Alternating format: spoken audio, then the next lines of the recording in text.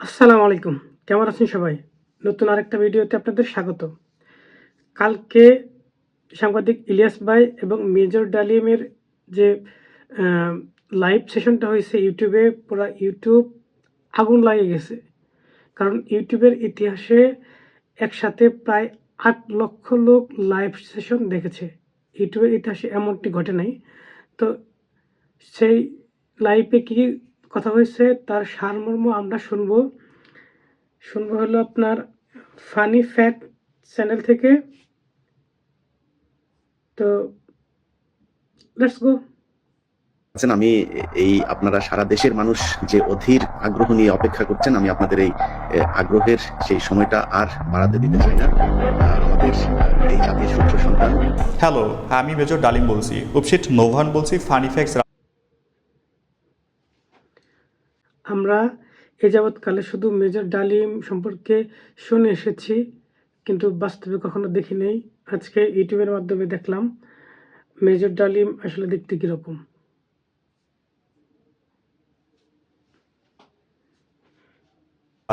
থেকে তো কি অবস্থা সবার? আজকে আপনারা যে ভিডিওটা আমার থেকে আশা করতেছিলেন, কাঙ্ক্ষিত ভিডিও পেয়ে গেছেন। আজকের ভিডিওতে কথা হবে মেজর ডালিম সাহেবকে নিয়ে।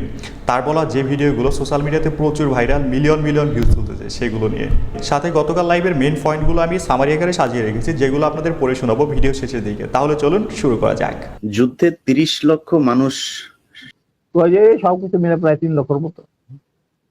3 লক্ষ যুদ্ধে, মহান 3 লক্ষরে যুদ্ধে মাত্র ৩ লক্ষ লোক শহীদ হয়েছেন, আর আমরা এতদিন তাহলে কি ভুল জানছি?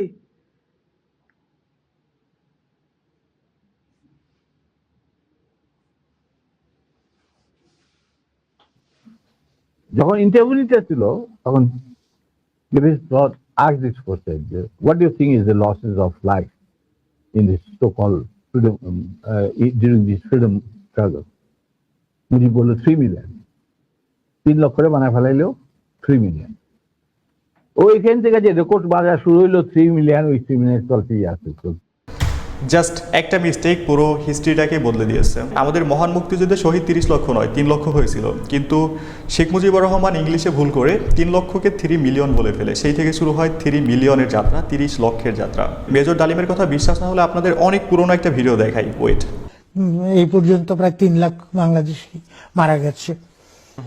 তো উনি ওটা যে 3 মিলিয়ন বলে ফেলেছিলেন, এবং অনেক লোক এখনো সেজন্যই বলে 3 মিলিয়ন মানে 30 লাখ লোক মারা গেছে। আসলে সেটা মারা যায়নি। এবার বুঝলেন তো সামান্য একটা ভুলে কিভাবে ইতিহাস বিকৃত হয়ে যায়। আমি ব্যক্তিগতভাবে জাতির পিতা, জাতির পিতা, জাতির ভগ্নী, জাতির জামাই, এই সমস্ত কিছু যাদের বোধগম্য থাকা উচিত। জাতির পিতা যদি বলতে হয় তাহলে বিশ্ব মানবতার পিতা হচ্ছে আদম আলাইহিস সালাম। এটা ঠিক কথা। এটা আমি কি একজন অস্বীকার করতে মুসলিম পারে? হিসেবে অবশ্যই এটা মানি যে আমাদের মুসলিম জাতির পিতা হযরত আদম আলাইহিস সালাম।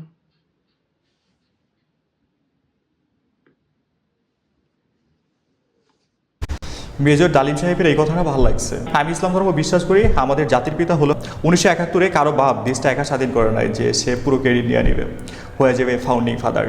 তাহলে অন্যদের ভূমিকা কোথায়? তাদের ভূমিকা কেন বইতে লেখা হয় না? আমরা কোনো একজনকে ক্রেডিট দিয়ে বৈষম্য সৃষ্টি করতে চাই না। মহান মুক্তিযুদ্ধে সবার ভূমিকা ছিল, সবার প্রতি শ্রদ্ধা ও মন থেকে ভালোবাসা। আল্লাহ যেন তাদেরকে ওপারেতে ভালো রাখেন। একটা কোশ্চেনের উত্তর নেই যে শেখ মুজিব বেশি খারাপ মানুষ ছিল না শেখ হাসিনা বেশি খারাপ ছিল স্যার? দেখো, অ্যাকচুয়ালি শেখ হাসিনা তো তখন খুবই ছোট, তার সাথে তেমন একটা ইন্টারেকশন ছিল না, বিয়ে হয়ে গেছে ওয়াজেদের সাথে। কিন্তু আমি দেখতাম যে প্রত্যেকদিন রাত্রেই মায়ের থেকে চাইতো বেগম মুজিব খাওয়াইটা। ভাই এটা কোনো কথা? তাকে জিজ্ঞেস করা হলো কি আর কি বললো? হাসিনার ইজ্জত পুরো প্লাস্টিক করে দিচ্ছে। স্বামীর বাড়ি থেকে প্রতিদিন মার খেয়ে আসতো, আবার বেগম মুজিব খাওয়াই দাওয়াই পাঠাই দিত।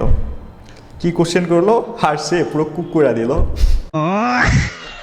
যাই হোক, প্রশ্নের উত্তরটা ছিল শেখ মুজিবের চেয়ে শেখ হাসিনার শাসন আমল অনেক বেশি ভয়ঙ্কর ছিল। বুদ্ধিজীবী হত্যাকাণ্ড দিবস নিয়ে স্যার একটু বলেন। ভাই, বুদ্ধিজীবী হত্যাকাণ্ডটা ওই তুমি যদি দীপুধরের কথা, স্যার এটা কারা করেছে স্যার? দীপুধরের কথাটা যদি তুমি শুনে থাকো ভালোভাবে, আর শ্রোতারা যদি শুনে থাকে, সেটা তো পরিষ্কার ইঙ্গিত থাকে যে তারাই সবকিছু করে দেবে, আমাদের কাজ দরকার নাই। তো এটা কার ক্ষেত্রে? পাকিস্তানের ওদের বাইরে কি করবে? ওরা কি পাকিস্তানে এসে তাদের খেদমত করবে? না, এদেরকে মারার পর একটা মেধাশূন্য বাংলাদেশকে তারা গড়বে। 14 ডিসেম্বর বুদ্ধিজীবী হত্যা, ভারত এটা নিজের স্বার্থে বাংলাদেশকে মেধাশূন্য করে ফেলার জন্য এই হত্যাকাণ্ড চালায়। একটা সিম্পল হিসেব, বাংলাদেশ 14ই যে বুদ্ধিজীবী দিবস পালন করা হয় সেটা কি ভারতের চক্রান্ত?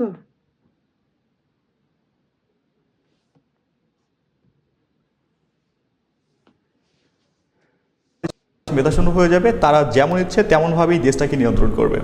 পাকিস্তান তো চলেই গেছে, তারা আবার নিয়ন্ত্রণ করতে কি আসবে? নিম্মি ভাবি কেমন আছে? আমাদের সবার প্রিয় ভাবি। না, উনি বেঁচে নাই, উনিকে আল্লাহ নিয়ে গেছে। ও উনি নাই না, আচ্ছা। ও হ্যাঁ, এবং উনি মারা গেলেন কত বছর? প্রায় 1905 সালে মারা গেছে। 2005। ক্ষমতা এসে তার পাস করতে যায়। The guy who can destroy the whole world only for her.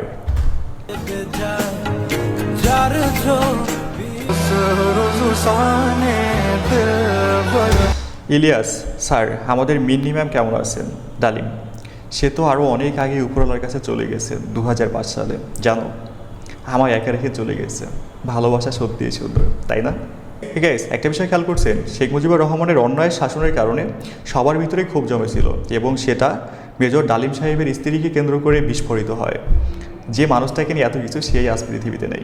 এত কিছুর পরেও একদল মেয়ে মানুষ বলবে পুরুষ মানুষ ভালোই বাসতে জানে না। আরে পাগল, কোনো পুরুষের শখের নারী হয়ে দেখুন, সে তোমার জন্য পুরো পৃথিবী উজাড় করে দিবে। গাইস, এখানে একটু বলে রাখি, আমি ভালো করে জানি মেজর ডালিম সাহেবকে নিয়ে ভিডিও আপলোড করলে সেই ভিডিওতে আমার বেশ কিছু সাবস্ক্রাইবার মাইনাস হবে। তো আপনাকে বলতে চাই, আপনি যদি নতুন অডিয়েন্স হয়ে থাকেন, সম্ভব হলে সাবস্ক্রাইব করে আমাদের পাশে থাকবেন। এটা কোনো পলিটিক্যাল চ্যানেল না, বাট সত্য জিনিসটাকে আমরা মাঝে মাঝে দেখানোর চেষ্টা করি। তাছাড়া প্রতিনিয়ত ফানি ভিডিওগুলো আপলোড করা হয়, যেগুলো দেখে আপনার মন ভালো হয়ে যাবে। তাহলে চলুন মূল ভিডিওতে আবার যাওয়া যাক। ডালিম, ইতিহাসে একদিন দেখবা তোমাদের নাম সূর্য সন্তান হিসেবে লেখা থাকবে। হে গাইস, ইলিয়াস ভাইয়ের গতকালের লাইভটাই প্রমাণ করে কথাটা শতভাগ সত্য। বাংলাদেশের ইতিহাসে নতুন রেকর্ড, কোনো একটা মানুষের কথা শোনার জন্য 7,54,000 মানুষ একসাথে ইউটিউবে যুক্ত হয়েছে।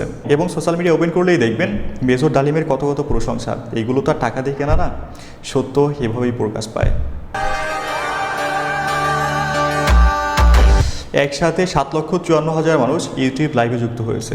আমাদের মতো ছোট্ট একটা দেশ থেকে একটা মানুষের জন্য এতগুলো মানুষ লাইভে যুক্ত হয়েছে।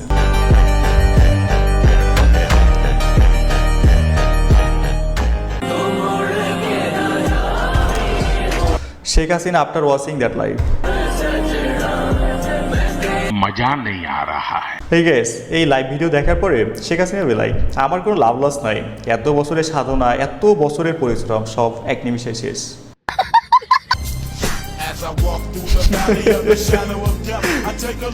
বাংলাদেশ ও বিশ্ব পরিচয় বই,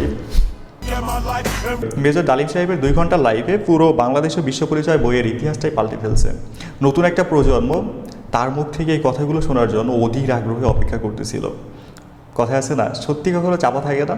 দেখলেন তো, me after watching major Dalim's live. What's this? Huh? What's this? What the fuck is this, motherfucker? 15 বছরের ইতিহাস 2 ঘন্টায় পাল্টে যাওয়ার পর সমাজ বই। তো গাইজ, আমি আগে টিকটক করতাম, এখন টিকটক সাইডে এক কাম করি। এখন আমি যে আইডি টিকটক করতাম, এই আইডিতে আমার বড় ভাই টিকটক করবে। তাতে আমার বাল ছেঁড়া গেল। আমি বলি নেন, ফাইনালি শেখ মুজিব আর মেজর ডালিমকে মিল করাতে আমাদের তেলবাজ বড় ভাই চলে আসছে। আশা করা যায় এবার নতুন ইতিহাস ক্রিয়েট করবে, সব কিছু ভুলে কাঁধে কাঁধ মিলিয়ে দেশে এগিয়ে নিয়ে যাবে। বন্ধুদের সাথে কি গায়ে হাত মানা বলো? তুমি বন্ধু দুজনকে সরি বলে আজকে আমরা এরপর থেকে আমাকে ওয়াদা দিতে হবে দুজনে যে আমরা এই টপিক নিয়ে আর কথা বলবো না। আমাদের যত লাইভ আছে সব তোমরা ডিলিট করে দিও। মাঝখানে ইলিয়াস ভাই। ইলিয়াস ভাইকে ধন্যবাদ পুরো বাংলার মানুষকে সুন্দর একটা মুহূর্ত উপহার দেওয়ার জন্য। গাইস, এখন আমি যদি গতকালের দীর্ঘ 2 ঘন্টা লাইভ ভিডিওর সামারিটা বলি, আমি মেইন 17টা পয়েন্ট নোট করে রেখেছি, যেগুলো আপনাদের পড়ে শোনাচ্ছি। 1, মুজিব মারা যায়নি, একটা সেনা অভ্যন্তরে নিহত হয়েছে। বাকশালের বিদায়ের পর লক্ষ লক্ষ মানুষ রাস্তাঘাটে, অন্দরে বন্দরে আনন্দ মিছিল বের করেছিল। তাদেরকে ডেকে আনা হয়নি, স্বতঃস্ফূর্তভাবে অংশ নিয়েছিল। এভাবেই স্বীকৃত পেয়েছে ধানমন্ডির 32-এর সামরিক অভ্যন্তর। 2, শেখ মুজিব তার জুলুমের মাত্রা এতটাই তীব্র করেছিল, স্বৈরাচারী আচরণের মতো, তখন মানুষ রবের কাছে মুক্তি চাচ্ছিল যে তার জুলুমের শাসনের অবসানের জন্য। 3, শেখ মুজিবুর রহমানকে খুন নয়, ক্রুসফায়ার করা হয়েছিল, সে ছিল। 4, আমি একজন মুসলিম হিসেবে, আমি একজন মানুষ হিসেবে কাউকে জাতির পিতা মাতা এসব মানি না। 5, সোকল্ড মুক্তিযুদ্ধের আড়ালে এটা ছিল আওয়ামী লীগের দেশকে ভারতের কাছে বেচে দেওয়ার একটা প্রজেক্ট। ভারত বাংলাদেশের মুক্তিযুদ্ধে সাহায্য করেছে যাতে করে তাদের একটা প্রদেশ বানাতে পারে। 6, জিয়াউর রহমান স্বাধীনতার ঘোষণা দিয়েছিলেন, পরবর্তীতে ভারতের চাপে ঘোষণাপত্র পরিবর্তন করে শেখ মুজিবুরের নাম যুক্ত করতে বাধ্য হয়। 7, মুজিব হত্যায় প্রেসিডেন্ট জিয়াউর রহমান জড়িত ছিল। 8, কুরআন শপথ করে জিয়া আগস্ট বিপ্লবীদের সাথে থাকার ওয়াদা করে, কিন্তু তার বদলতে তিনি ক্ষমতা সুসংহত করতে 4000 লোককে মৃত্যুদণ্ড দিয়েছিল। 9, যখন ইন্টারভিউ নিতে আসলো মুজিব, তখন 3 লক্ষকে ভুল করে 3 মিলিয়ন বলে ফেলে। তখন থেকে শুরু হয় 30 লক্ষ শহীদের যাত্রা। 10, শেখ মুজিব 25শে মার্চ পাকিস্তানি আর্মির কাছে আত্মসমর্পণ করে ও পরিবারের নিরাপত্তা নিশ্চিত করে। 11, ভারত তৎকালীন 16,000 কোটি টাকার সম্পদ বাংলাদেশ থেকে লুট করে নেয়, যার বাধা দিলে মুজিব মেজর জলিলকে গ্রেপ্তার করে। 12, জহির রায়হান ও শহীদুল্লাহ কায়েসরকে হত্যা করেছিল মুজিব। 13, বিপ্লবী সিরাজ সর্দারকে পরিকল্পিত হত্যা করে মুজিব। 14, কথার কাজে মিল ছিল না মুজিবের। 15, মুজিব হত্যার পর মিষ্টি বিতরণ করে দেশের মানুষ। 16, মেজর ডালিমের স্ত্রীকে চিকিৎসা করতে দেয়নি শেখ হাসিনা ও খালেদা জিয়া। যাই হোক, এই ছিল পুরো লাইভ ভিডিওর সামারি। এখানের প্রত্যেকটা কথা আপনি 2 ঘন্টা লাইভ ভিডিওতে পেয়ে যাবেন। That's it. যাই হোক, পুরা ভিডিও আমরা দেখলাম। আর একটা কথা সত্যি যে সত্য কখনো চাপা থাকে না। এখন আমার প্রশ্ন হলো, আসলে কি মুক্তিযোদ্ধা 3 লাখ না 30 লাখ? কমেন্ট বক্সে অবশ্যই বলে যাবেন। ধন্যবাদ সবাইকে।